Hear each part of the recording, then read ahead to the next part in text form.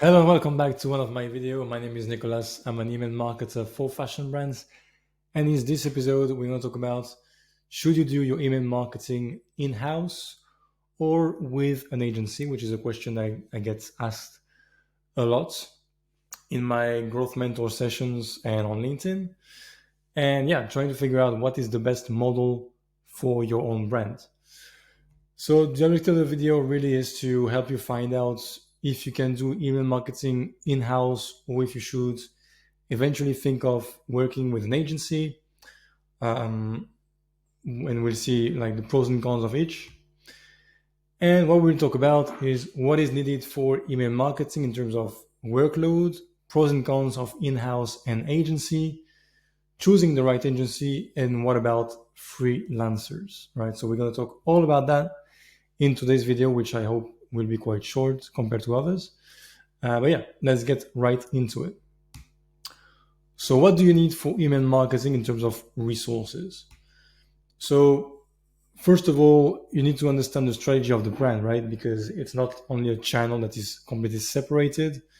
It needs to be aligned with a bunch of different other campaigns, launches, especially for fashion. You want to, really like align the product calendar with the email marketing, the promotion calendar with email marketing, social media content, paid campaigns, etc. So first of all, you need to understand the real strategy for newsletters and also for flows, because flows also has its separate strategy, how to get people back to the website, how to get people interested in the products, how do they convert their cards, and how do they win back, come back afterwards to repeat their purchase. So very different strategies to take into account.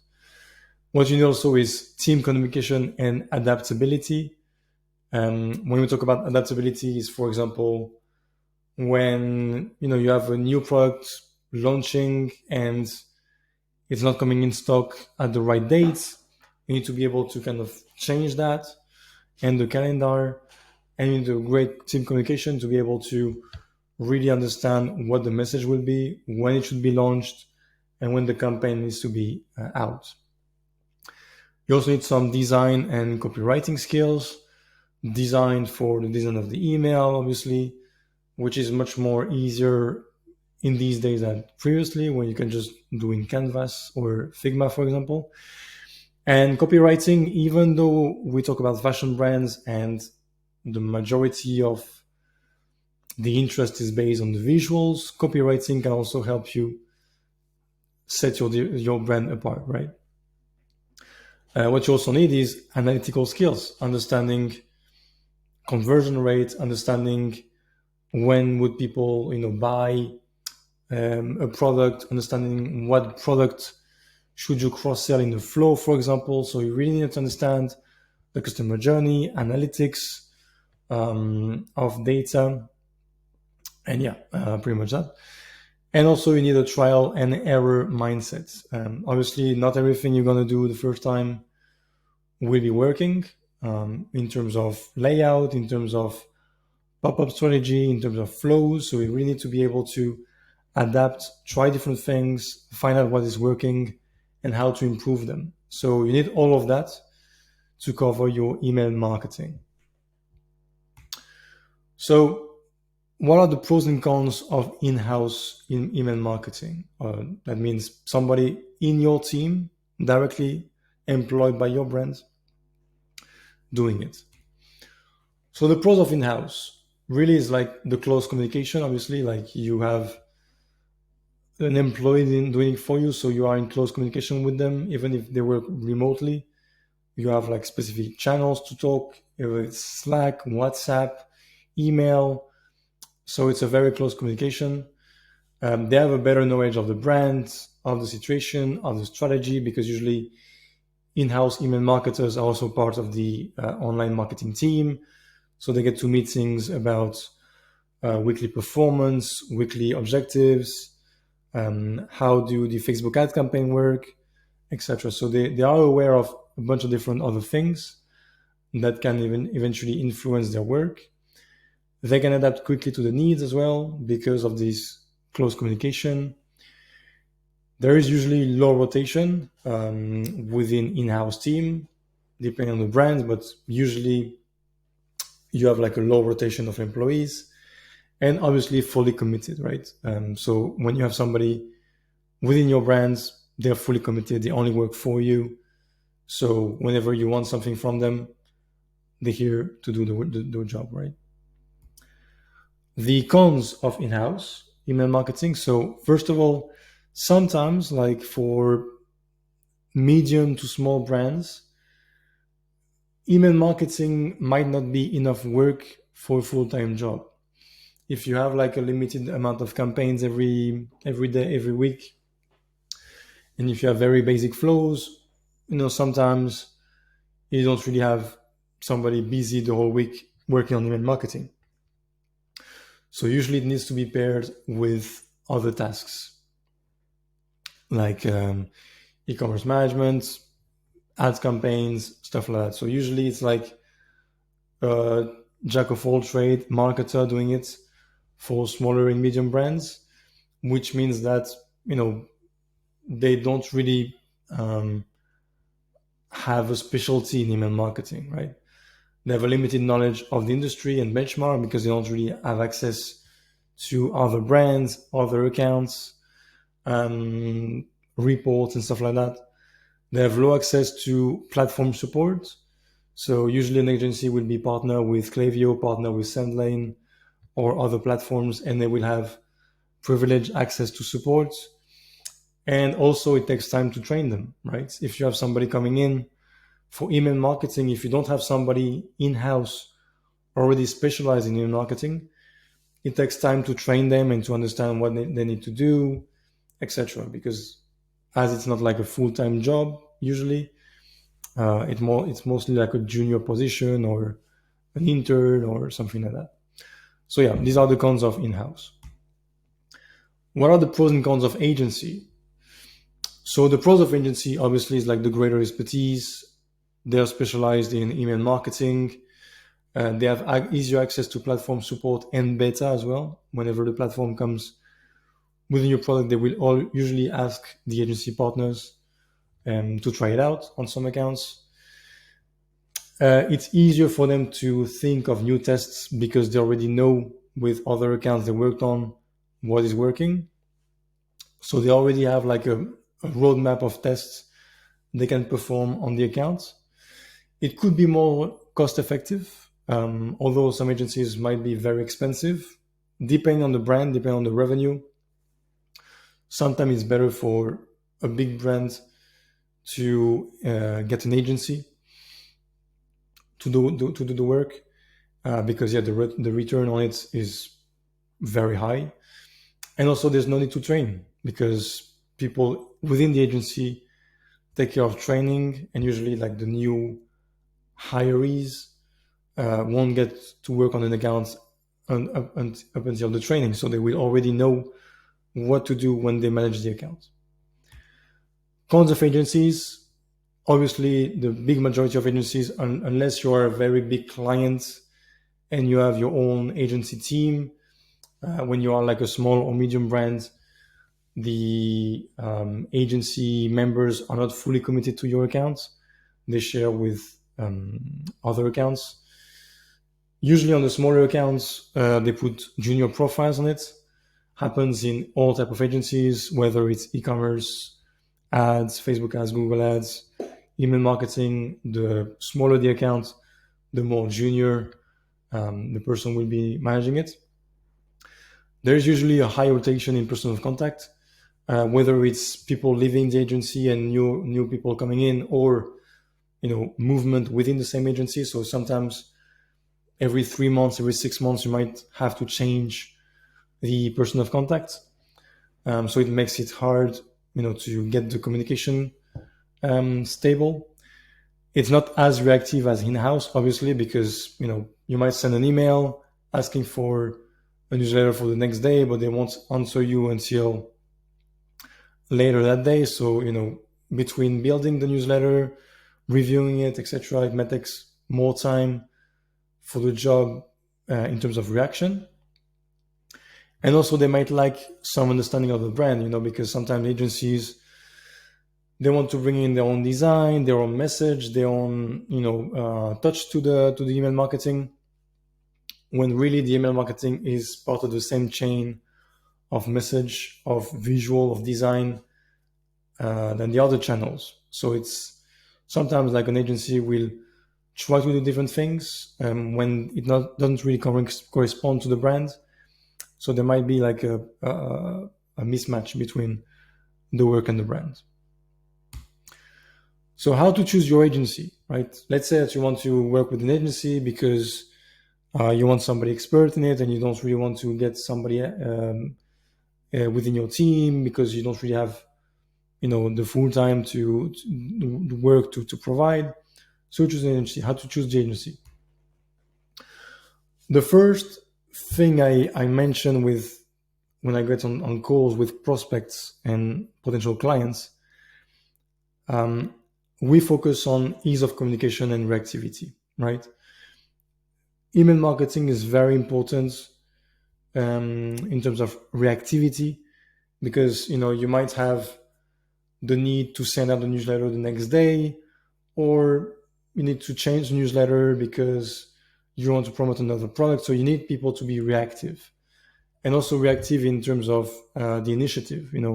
Somebody, like for example, for some clients, I kind of suggest newsletters. I don't really wait for them to tell me what to send. I tell them, we could send this, we can send that, based on the sales, based on the analytics, based on the stock.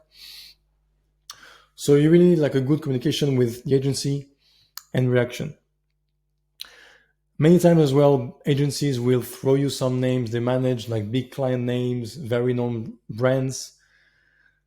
And it doesn't really mean anything, because maybe they've just worked with them a few times, or maybe they just did some very punctual work. Or, if you work with a big name, then whatever the newsletter you're going to send, it's going to work, because the name is so big and the company is so recognized that people will buy it anyway. So I usually recommend for, brands to check out agencies that have worked with brands that are similar to them in terms of size, in terms of audience, in terms of vertical. So ideally specialized in your vertical, because many agencies, like there are very few email marketing agencies that specialize in one specific vertical. They already specialize in email marketing. But I try to, if you want to work with cosmetics, because you have a cosmetic brand, work with cosmetic email marketing agencies. If you're going to work with fashion, work with fashion-oriented email marketing agencies, because they already know your sector, they already know what's working. So yeah, try to find somebody who is specialized in your vertical. Make sure you understand the pricing structure as well. Some agencies,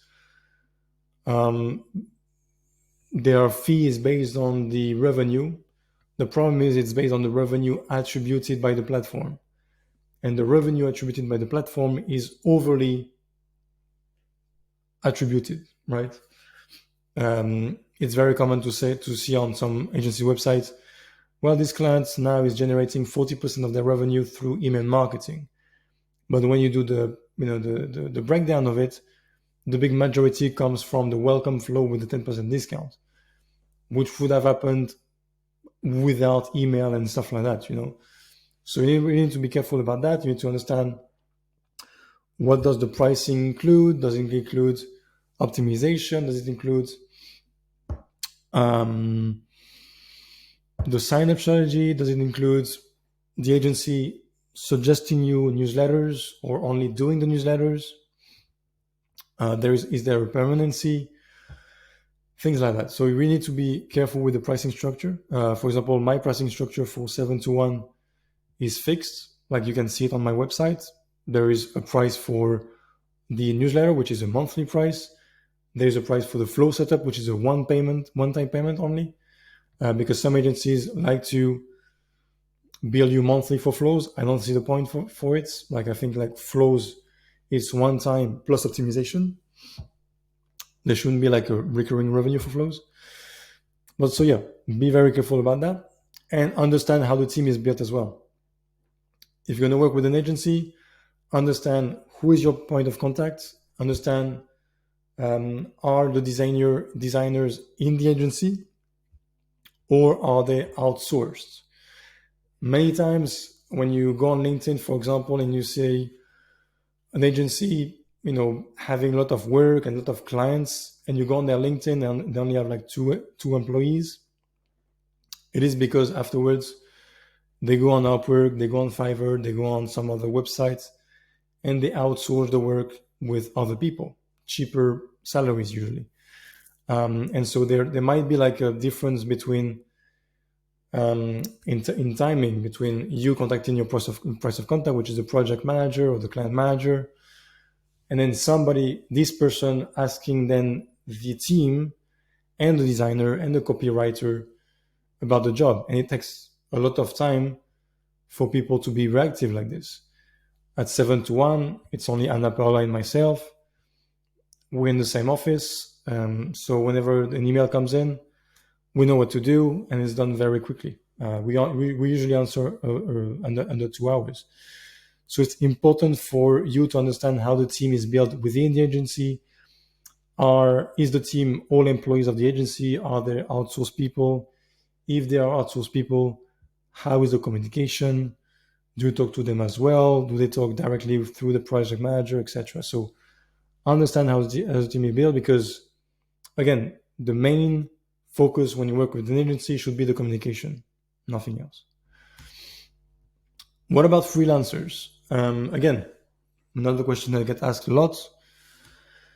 So freelancers, I would say stay away from Upwork and Fiverr, because usually these profiles of freelancers, which are pretty good, are usually focused on design only, right?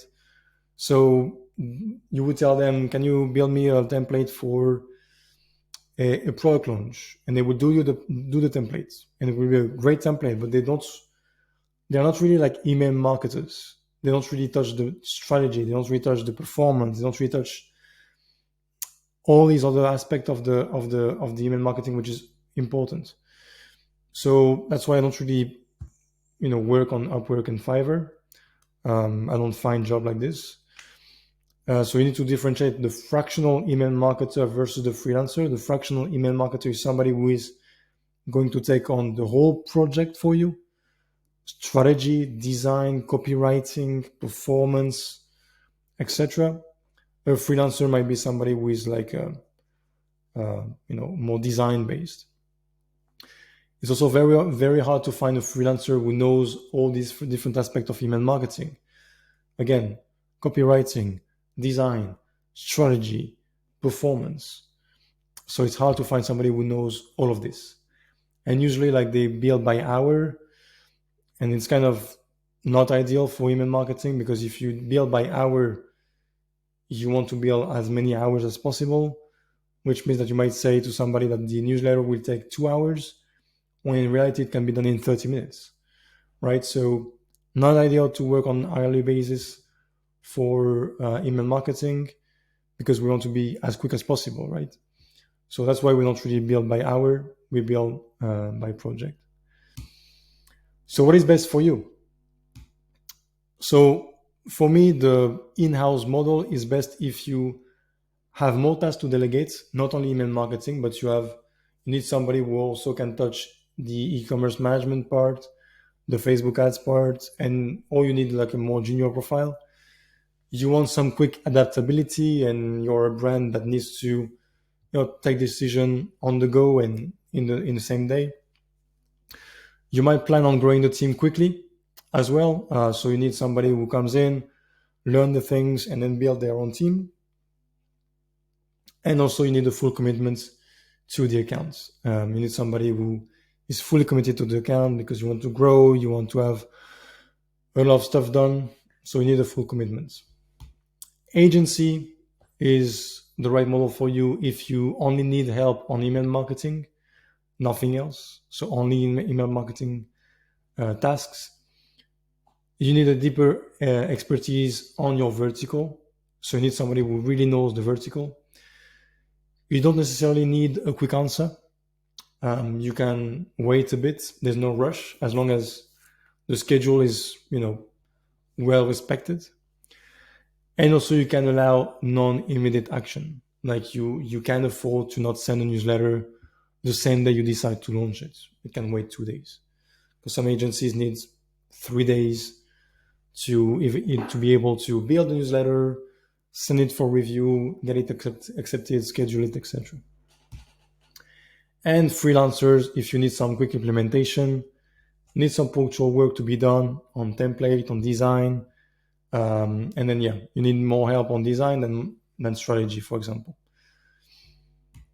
So that was the video for today. As I said, there's no one model is the best. It depends on your need. It depends on your level of your brands. For example, at 721, we work with brands with 20,000 monthly revenue, with 200,000 monthly revenue, because we're able to adapt the service we offer to the brand, because we're only two, so we don't really have other costs, so we can afford to do that.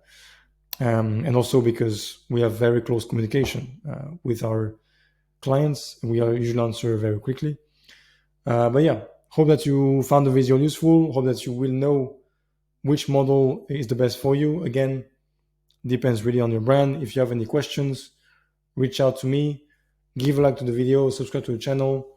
New video next Wednesday. And in the meantime, take care and bye-bye.